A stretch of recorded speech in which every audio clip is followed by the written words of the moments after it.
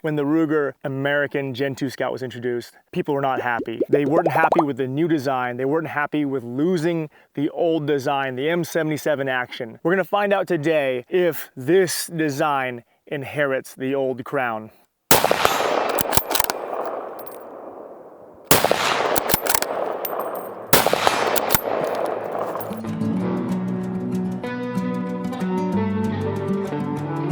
I'm Don, welcome back to On the Scout. On this episode, we're gonna find out if the Ruger American Gen 2 Scout can inherit the crown of the M77 Scout rifle, the Gunsite Scout. So let's go tip to butt on this brand new, never fired Ruger American Gen 2 to see if it was worth all that trouble. So this is what you get in the box if you were to purchase a Ruger American Gen 2 Scout in .308 caliber. As it came, flash hider at the tip, didn't come with a thread protector or a crush washer. You notice here, there is a much larger, beefier front sight post than the original model.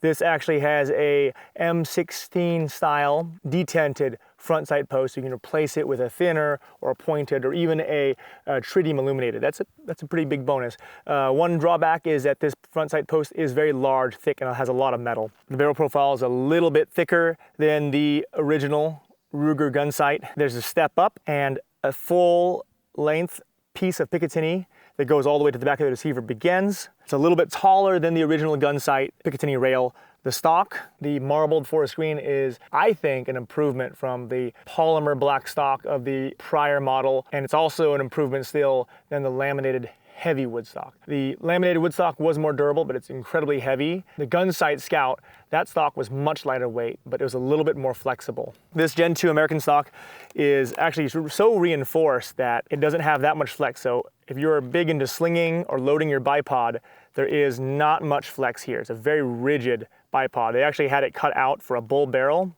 There's a huge amount of space around the barrel. It was made to fit all the models of Ruger American Gen 2. So from the pencil barrel or medium barrel like here, all the way to the inch bull barrel of the Varminter. Further down, you can see there's the indention and texturing of the forend of the rifle stock. Around the receiver, the Ruger American Gen 2 has the usual hexagonal receiver, flat top. Moving further down, ejection port. Ejection port, unlike the prior model, only has port on the side. So it's much more enclosed from the weather.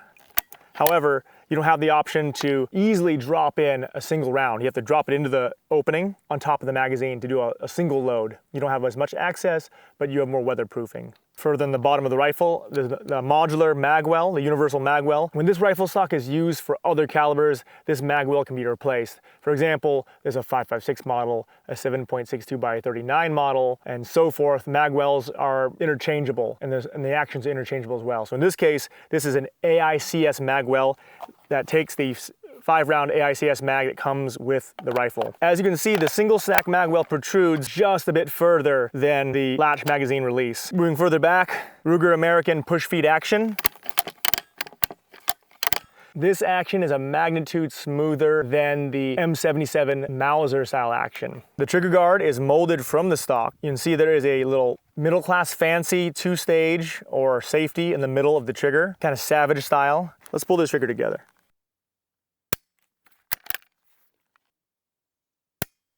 I'd say 5 to 6 pounds. No slop behind the trigger brake. It just brakes and it stops. It's an adjustable trigger. It's not a bad trigger. On the other side of the receiver, the serial number will be censored. You can see the logo, Myodan, North Carolina, USA. This button is the bolt release for field stripping. Push it down, pull it out. 60-degree throw bolt versus the 90-degree throw bolt of the prior model. On top of the receiver, bolted on by one bolt into a thin piece of the Picatinny rail and into the receiver, is an M16A1 style rear sight. The aperture here is plastic but flippable. There's a nice detent, a very positive flip. Detented windage. Further down the action is a 3-position ambidextrous safety selector and bolt lock. Red is fire. Single white is access to the bolt. Double white, bolt lock. This is such an important feature. This makes the Ruger American Gen 2 an excellent field rifle to have. The back of the bolt has a plastic shroud over the striker and spring and mechanism. Some nice deep texturing here for grip. The rest of the stock, hollow. There is a size spacer here. This is a 13.5-inch length of pull piece. This can be replaced and made smaller or even longer, or all the spacers can be removed and only the recoil pad can be added in, and this would be an excellent rifle for a very small person or a child. The rear swivel stud is recessed and actually holds on the spacer, which holds on to the rear recoil pad. By unscrewing this with a simple tool like an Allen wrench, this section can be removed and this piece, the recoil pad, directly bolted into the stock and then resecured. The recoil pad itself has a lot more structure to it. Is very spongy, and the Ruger recoil pads are why I liked shooting such a lightweight rifle like the Ruger Gunsite Scout. This rifle most likely will be a very nice shooter considering it's still a 6.5-pound rifle. One more accessory. Right now the stock and the comb height is perfect for shouldering and aiming down the iron sights. So for my small cheeks, this is a perfect height for iron sights. I actually prefer an inch shorter length of pull. Jeff Cooper, in his wisdom, when he designed the Scout rifle concept, was of the opinion that a shorter length of pull was easier to handle and more friendly, easier to get to the shoulder, and easier to handle by a wider amount of people. He mentioned in his book, Art of the Rifle, that a longer length of pull was more of an impediment, whereas a short length of pull oftentimes is never an impediment, especially with a long eye relief optic. The comb height of the stock is perfect for irons. The rifle also comes with an easy, lightweight plastic, low height cheek riser. When I'm using optics with this rifle, you have to have a cheek riser, at least a low height. There's also medium and high available. Just like that, clicks on with a simple screwdriver or pocket knife. You can pry up one side and it'll pop right off. Why I loved the prior Gunsite Scout was it was 6.2 pounds unloaded, no magazine. I weighed it and confirmed it. That is the correct weight on the old website. Let's weigh the Ruger American Gen 2 Scout. As configured, 6 pounds, 5.2 ounces. 6 pounds, 6.3 ounces. 6 pounds, 9 ounces. Still very lightweight. Let's put a few rounds downrange and see how these iron sights do, and then shoot it with an optic.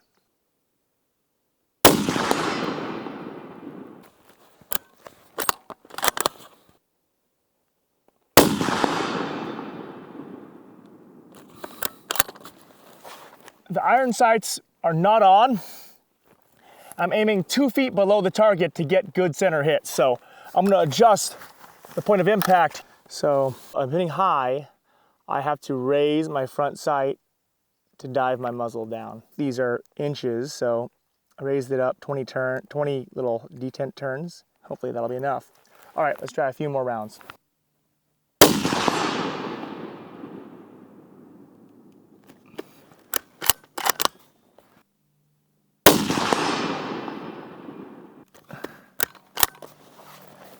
Let's see how it groups on paper. 4 clicks to the right, 1, 2, 3, 4. The front sight post is probably wider than my hand, and I held it right here. This is a 3 MOA group with Plinker grade ammo. I think it's as good as it gets with iron sights and plastic rear aperture.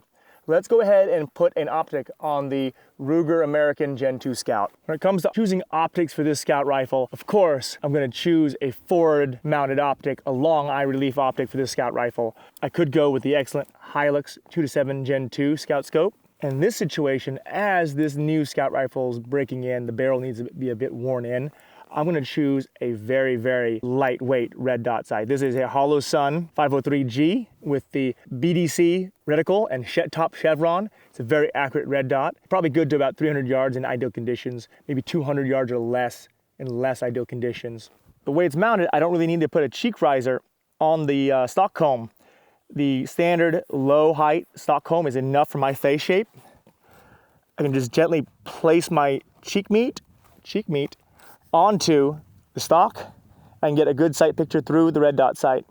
If I mash my bones down through the red dot optic, I can still see the front sight post. Really cool to have a co-witness sight picture with a bolt action rifle. This setup is more a run and gun, fast reflex time, close range setup. Not so much a medium range, not so much a long range. Not that a scout rifle is a long range setup, but this is probably the shortest range optic you put on a scout rifle. I'm gonna go ahead and just begin upgrading this rifle to make it suit me better. Taking off the flash hider, which was already loose and probably made the rifle less accurate. I'm replacing it with a crush washer and a very thin, lightweight thread protector.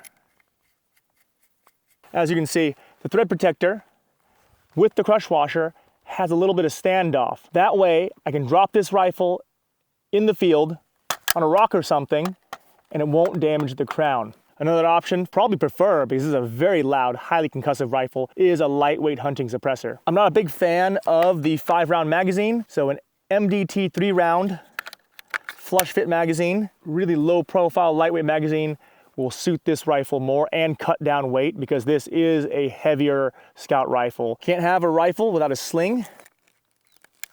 A Galco Ching safari sling, easy for carrying all day, but still has an excellent loop here to allow a speed loop up to increase my accuracy. Another upgrade I'm going to do off camera is replace this large length of pull spacer with an aftermarket Ruger 12.5-inch spacer.